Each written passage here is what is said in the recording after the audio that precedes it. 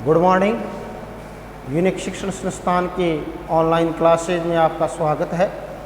और हम 11th class की जो राजनीति विज्ञान है उसके अंदर हमारा जो अध्याय है तीसरा चल रहा था। अध्याय तीसरा है चुनाव और प्रतिनिधित्व। चुनाव की कौन कौन सी पद्धतियाँ हैं और भारत में कौन सी पद्धति पाई जाती है विशेष तौर से, और उनका प्रतिनिधित्व जनता के द्वारा किस प्रकार से क्या किया जाता है, जिसके बारे में अपन चर्चा कर रहे थे। तो इन चुनावों से संबंधित और प्रतिनिधित्व से संबंधित संविधान प्रमुख दस्तावेज है, और संविधान के अंदर जिस प्रकार के जो नियम और उपबंध दिए गए हैं उसी के आधार पे यहाँ की जो व्यवस्था है वो पाई जाती है, जिसे लोकतांत्रिक व्यवस्था कहा जाता है। कि यहाँ पर लोकतंत्र के अंतर्गत जो जनता का जो प्रतिनिधित्व किस प्रकार से है, भारत के अंदर जो चुनाव की कौन कौन सी पद्धतियाँ हैं, और अपने देश के अंदर जो भारत है उसमें चुनाव व्यवस्था क्या क्या विशेषताएं हैं, स्वतंत्र और निष्पक्ष चुनाव कराने के लिए जो चुनाव आयोग है उसके अंदर क्या क्या प्रावधान किए गए हैं, और यदि चुनावों के अंदर अनेक विसंगतियाँ होने के परिणाम स्वरूप क्या क्या सुधार हो सकते हैं उनके बारे में अपन चर्चा कर रहे थे। और चुनाव और लोकतंत्र किस प्रकार से एक दूसरे के पूरक हैं, इन सब के बारे में अपन ने चर्चा की। भारत में मुख्य तौर पे जो चुनाव की जो व्यवस्था है वो किस प्रकार की है कि पूरे देश को 543 निर्वाचन क्षेत्रों में बांटा गया है। प्रत्येक निर्वाचन क्षेत्र से एक प्रतिनिधि को चुना जाता है, और निर्वाचन क्षेत्र के अंदर जिस प्रत्याशी को सबसे अधिक वोट मिलते हैं उसी को विजयी प्रत्याशी घोषित किया जाता है। और इस चुनाव पद्धति को हम भारत के अंदर क्या कहते हैं, first past the post system, कि जो सबसे आगे वही जीते। इस प्रणाली के बारे में हमने कल चर्चा की थी, और अब हम एक अन्य जो चुनाव की पद्धति है उसके बारे में आज चर्चा करेंगे, और उस पद्धति का नाम है समानुपातिक प्रतिनिधित्व की पद्धति। इसके अंदर चुनाव प्रक्रिया किस प्रकार से क्या होती है जिसके बारे में अपन चर्चा करेंगे आज। समानुपातिक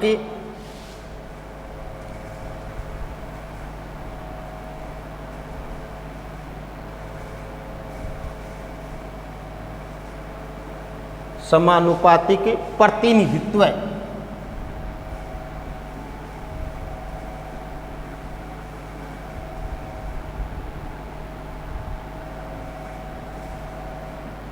समानुपातिक प्रतिनिधित्व, ये देखिए ये पद्धति विशेष तौर से इजराइल जैसे देशों में पाई जाती है। इजराइल है, नीदरलैंड है, इन देशों के अंदर मुख्य तौर से ये पद्धति पाई जाती है, और ये भारत के अंदर भी पाई जाती है। परंतु भारत में मुख्य तौर पर जो पद्धति पाई जाती है वो है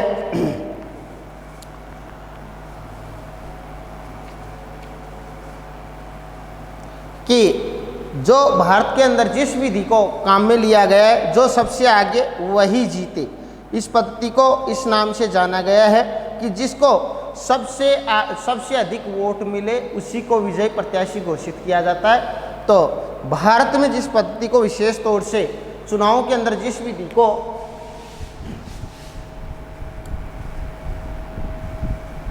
भारत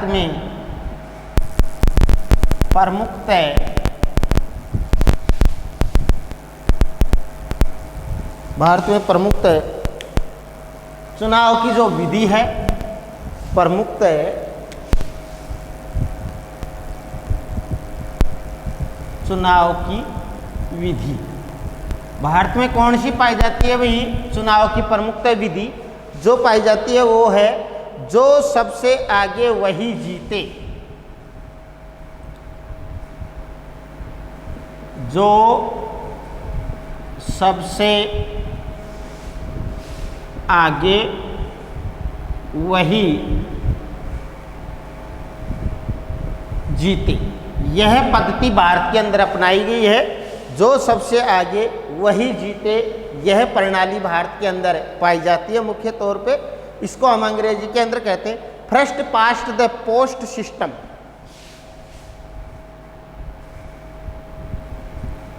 फर्स्ट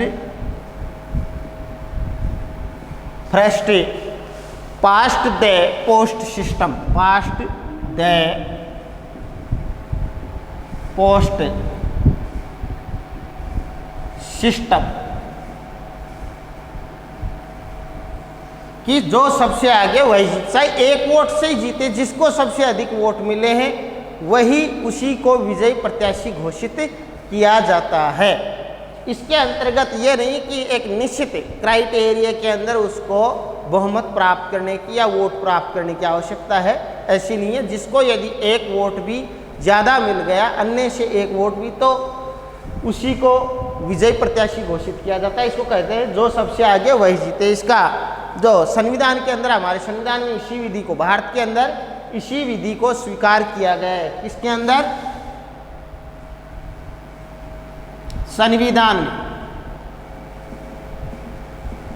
भारत के संविधान में जिस विधि को चुनाव के अंदर स्वीकार किया गया है वो है जो सबसे आगे वही जीते, first past the post system. इसको अन्य दूसरा नाम भी है कि इसे बहुलवादी व्यवस्था भी कहा जाता है। इसको क्या कहा जाता है? अन्य नाम है कि बहुलवादी व्यवस्था। इसका अन्य नाम है बहुलवादी व्यवस्था भी इसे कहा जाता है। तो इस प्रकार से इस विधि के अंदर, ये भारतीय संविधान के अंदर इस विधि को अपनाया गया है। और अब अपने जो बात करेंगे वो है जिसके बारे में, वो है समानुपातिक प्रतिनिधित्व की पद्धति। कि समानुपातिक प्रतिनिधित्व की पद्धति के लिए मैंने बताया था विशेष तौर से कौन से देशों में पाई जाती है ये? इजराइल में,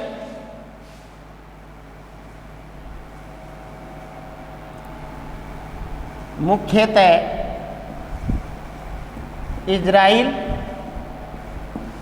इजराइल में पाई जाती है। इजराइल के अलावा नीदरलैंड में,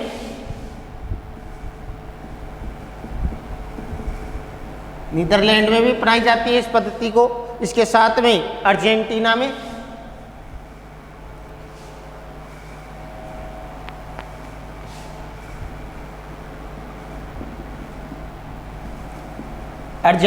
भी इस विधि को अपनाया गया है। और पुर्तगाल के अंदर, और कौन से में? पुर्तगाल। इन देशों के अंदर जिस विधि को अपनाया गया है वो कौन सी पद्धति है? समानुपातिक प्रतिनिधित्व की पद्धति। भारत में भी इस विधि को अपनाया गया है, परंतु प्रमुखतः भारत में जिस विधि को काम में लिया जाता है वो है जो सबसे आगे वही जीते, first past the post system, जिसको बहुलवादी कहते हैं। भारत के अंदर जो समानुपातिक प्रतिनिधित्व की पद्धति अपनाई गई है वो कुछ क्षेत्रों के अंदर ही अपनाई गई है। जैसे हम कहें राज्यसभा के चुनाव, जो राज्यसभा के सदस्य होते हैं उनके चुनावों की बात करें, उसमें उपराष्ट्रपति के अंदर, साथ ही साथ में राष्ट्रपति के चुनाव के अंदर, विधान परिषदों के अंदर, इन 3-4 बातों के अंदर ही या 3-4 क्षेत्रों के अंदर ही इस पद्धति को अपनाया गया है। कौन सी पद्धति को? समानुपातिक प्रतिनिधित्व की पद्धति को भारत के अंदर। तो ये पद्धति होती क्या है? सर्वप्रथम हम इस बात की चर्चा करेंगे। इस पद्धति के अंतर्गत क्या होता है कि इसके अंदर प्रत्याशी को वोट नहीं दे करके जो उम्मीदवार खड़ा किया जा रहा है राजनीतिक दल के द्वारा, उस प्रत्याशी को वोट न दे करके वोट किसको दिए जाते हैं?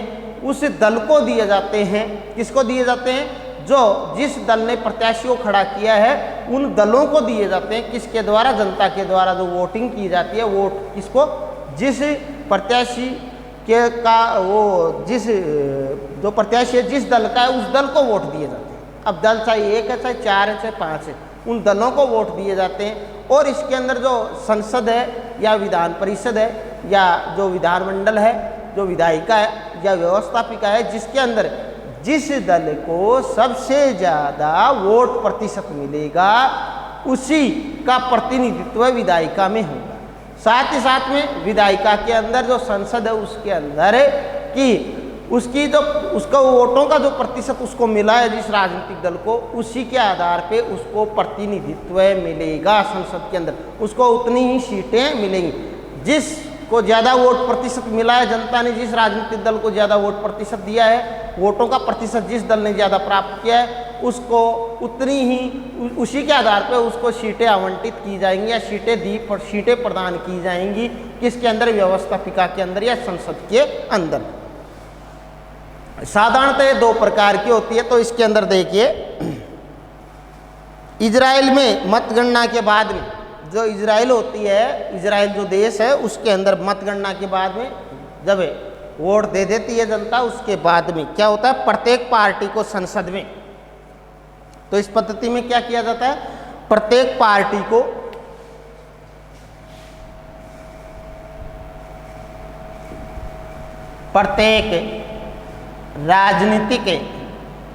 प्रत्येक कोई एक नहीं, प्रत्येक राजनीतिक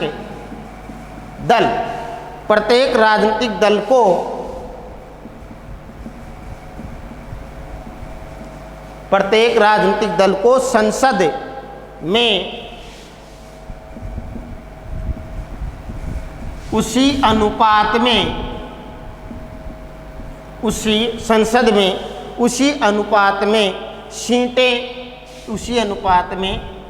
सीटें दे दी जाती हैं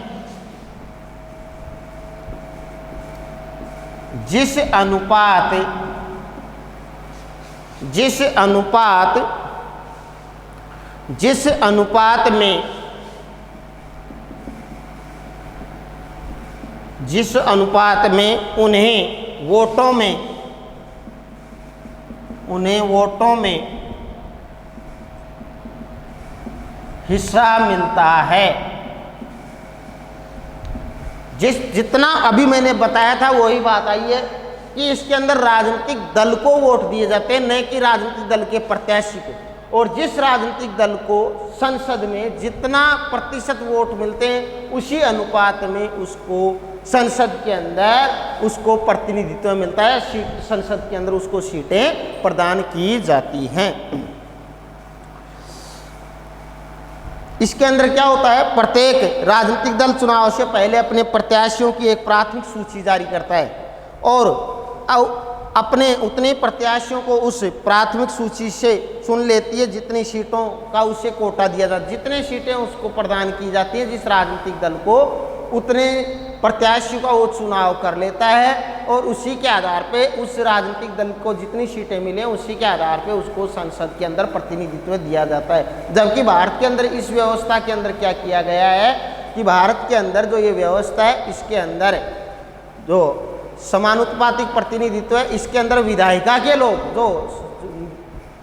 के लोग हैं वो उनके प्रतिनिधित्व करते हैं, उनका मत करते हैं। यहाँ पे जनता नहीं करती है समानुपातिक प्रतिनिधित्व, जनता के चुने प्रतिनिधि इस विधि के अंदर इस विधि के अंदर भाग लेते हुए अपने प्रत्याशियों का चुनाव करते हैं। जबकि वहाँ पर इजराइल और नीदरलैंड और अर्जेंटीना जैसे देशों के अंदर वहाँ की जनता क्या करती है, राजनीतिक दल को वोट देती है और राजनीतिक दल को वोट देने के उपरांत जिस राजनीतिक दल को जितना प्रतिशत वोट मिला है उस प्रतिशत के अनुपात में उस राजनीतिक दल को सीटें प्रदान की जाती हैं और उन सीटों के ऊपर सूची बना करके राजनीतिक दल अपने प्रत्याशियों का चुनाव करता है। इस प्रकार से भारत की जो यहाँ पे मुख्यतः जो पाई जाती है first past the post system, जो सबसे आगे वही जीते। इसके अंदर हमारे देश के अंदर प्रत्याशियों को वोट दिया जाता है मुख्य तौर पर, और जिस प्रत्याशी को जितने सबसे ज़्यादा वोट मिला है उसी को विजय प्रत्याशी घोषित कर दिया जाता है। यहाँ पर स्पेशल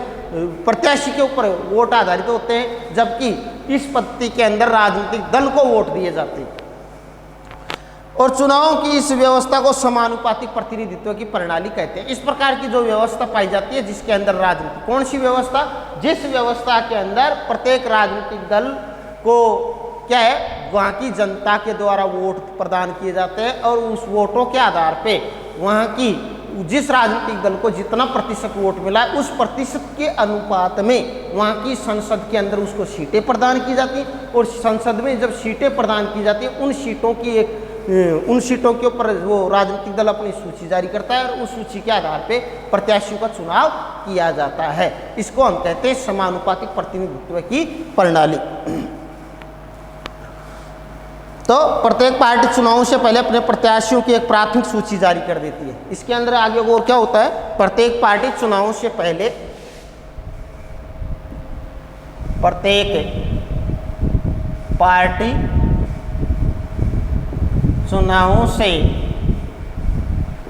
पहले, जब चुनाव होंगे उनसे पहले अपने प्रत्याशियों की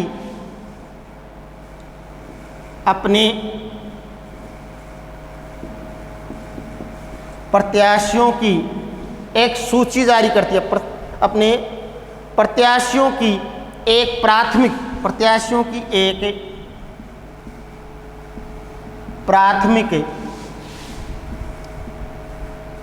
प्राथमिक सूची जारी करती है, जारी कर देती है, एक प्राथमिक सूची जारी कर देती है और अपने प्रत्याशियों को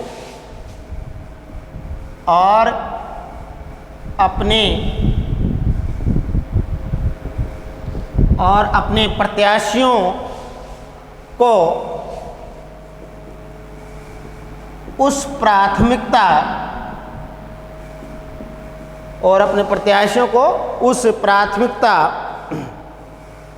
उस प्राथमिकता सूची से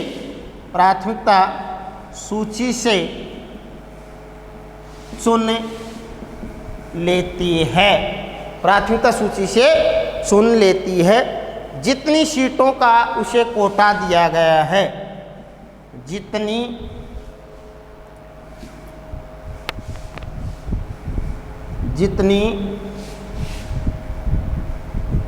सीटों का उसे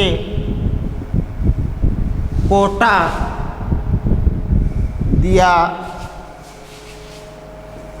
गया है, जितनी सीटों का उसे कोटा दिया गया है। चुनावों की इस व्यवस्था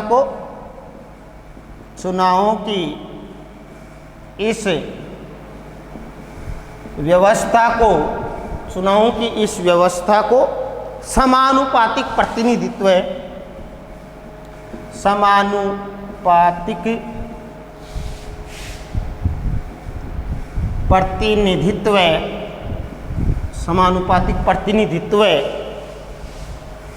प्रणाली कहते हैं। समानुपातिक प्रतिनिधित्व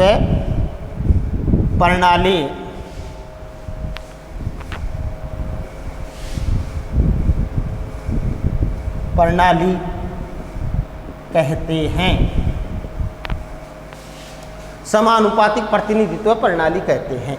तो इस दौर के अंदर हमारे सामने दिमाग में एक ही बात बैठनी चाहिए कि इस समानुपातिक प्रतिनिधित्व की प्रणाली वो है जिसके अंदर राजनीतिक दल को वोट प्रदान किए जाते हैं और जिस राजनीतिक दलों को वोटों का प्रतिशत जितना अधिक मिलता है उस अनुपात में ही उसको संसद के अंदर सीटें प्रदान की जाती है और उन सीटों के ऊपर वो अपनी एक सूची जारी करता है और सूची के आधार पे अपने प्रत्याशियों का चुनाव करता है। इस पद्धति को हम क्या कहते हैं? समानुपातिक प्रतिनिधित्व की व्यवस्था। यह व्यवस्था मुख्यतः कितने प्रकार की होती है? समानुपातिक प्रतिनिधित्व की जो व्यवस्था है वो मुख्यतः 2 प्रकार की होती है। कितने प्रकार की होती है भाई? 2 प्रकार की होती है।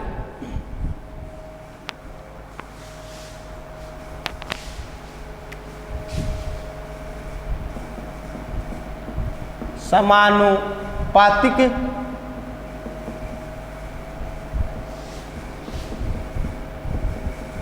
प्रतिनिधित्व की प्रणाली मुख्यतः 2 प्रकार की। कितने प्रकार की होती है? 2 प्रकार की होती है। 2 कौन कौन से प्रकार हैं भाई? पहला प्रकार है इसका, एक तो पूरे देश को एक निर्वाचन क्षेत्र माना जाता है। पूरे देश को एक निर्वाचन क्षेत्र माना जाता है। एक पद्धति तो यह है, एक प्रकार से पूरे देश को क्या है? पूरे देश को एक निर्वाचन क्षेत्र माना जाता है। दूसरा क्या है? पूरे देश को बहुसदस्यीय, इसके अंदर आ जाएगा पूरे देश को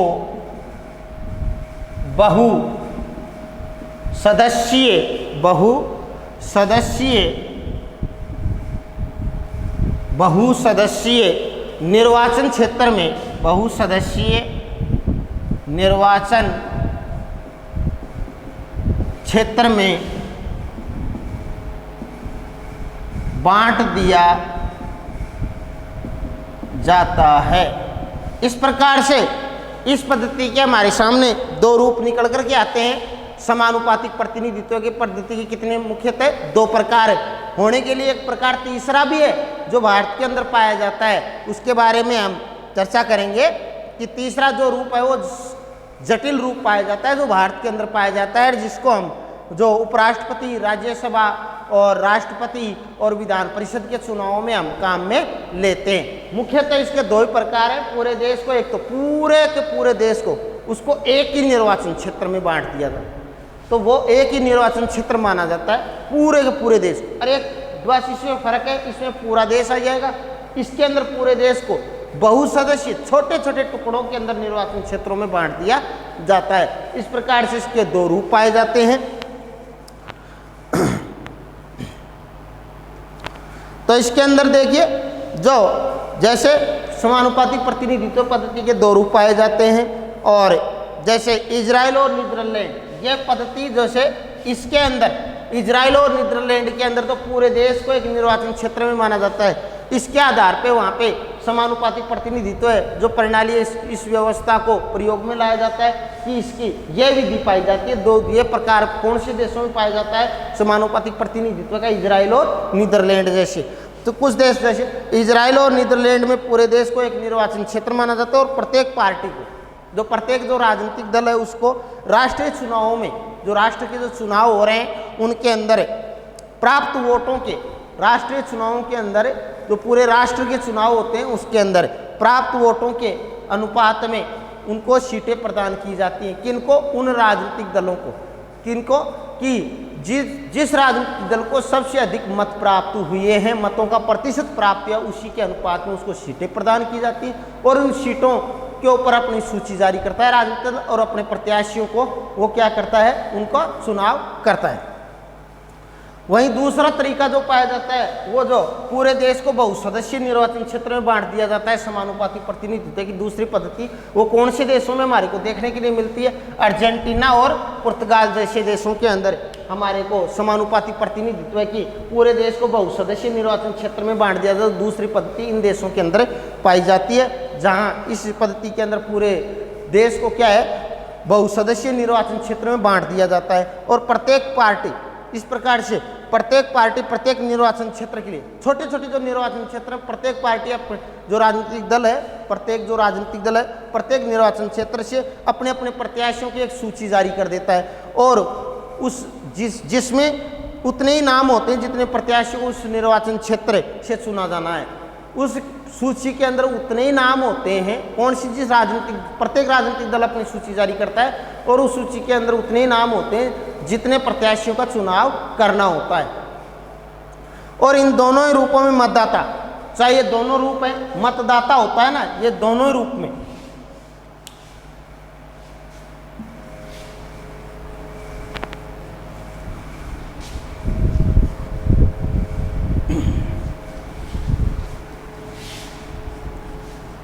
दोनों कौन से? ये रहे। इन दोनों रूप में ध्यान देने योग्य मुख्य बात यह है इसमें, इन दोनों रूप में चाहे कोई सा भी रूप, चाहे पूरे देश में एक निर्वाचन क्षेत्र में, चाहे पूरे देश को बहुसदस्यीय निर्वाचन क्षेत्र में बांटा गया, इन दोनों ही रूप में जो मतदाता होता है इन दोनों ही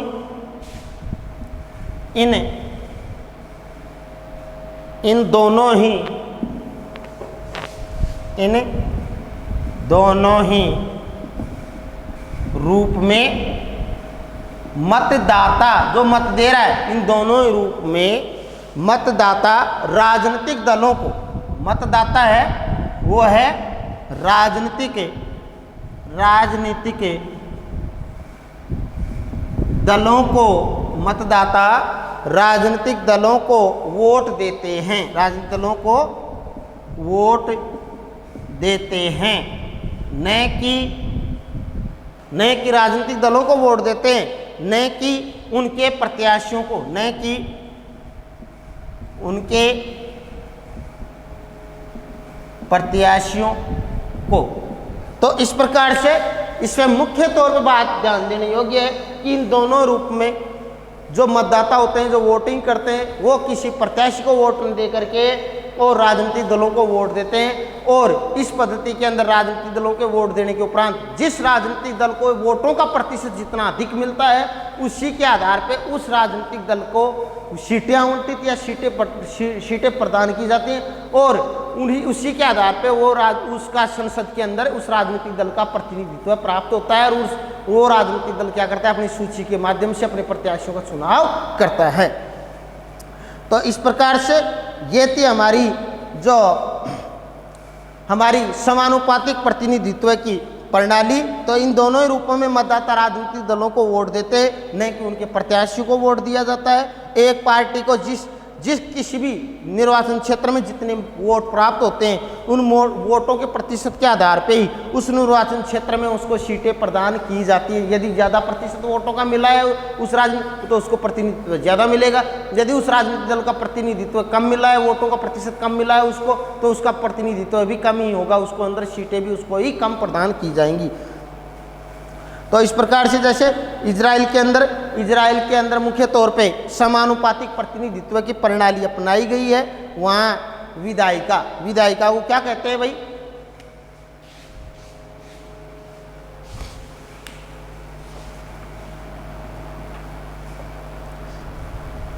तो इस प्रकार से विशेष तौर से हमारे दिमाग में बात बैठ गई कि समानुपातिक प्रतिनिधित्व की जो प्रणाली है वो किस प्रकार से क्या है, कैसी है। इसके अंदर मुख्य तौर पे यही है, इसमें बात ध्यान देने योग्य यही है कि इसमें राजनीतिक दलों को वोट प्रदान किया जाता है, न कि प्रत्याशियों को, और उस राजनीतिक दल का प्रतिनिधित्व भी विधायिका या संसद के अंदर उसी आधार पर होता है कि जनता ने कितना वोटों का प्रतिशत उस राजनीतिक दल ने प्राप्त किया, उस प्रतिशत के आधार पर उसको संसद के अंदर सीटें प्रदान की जाती हैं और उनको संसद में प्रतिनिधित्व मिलता है और उसी के आधार पे वो एक सूची जारी करता है राजनीतिक दल और उसको उनके ऊपर प्रत्याशी का चुनाव करता है। ये थी हमारी जो समानुपातिक प्रतिनिधित्व प्रणाली के प्रकार पढ़े हमने, उसका अर्थ पढ़ा और कौन कौन से देशों में पाई जाती है इसके बारे में अपन ने चर्चा की।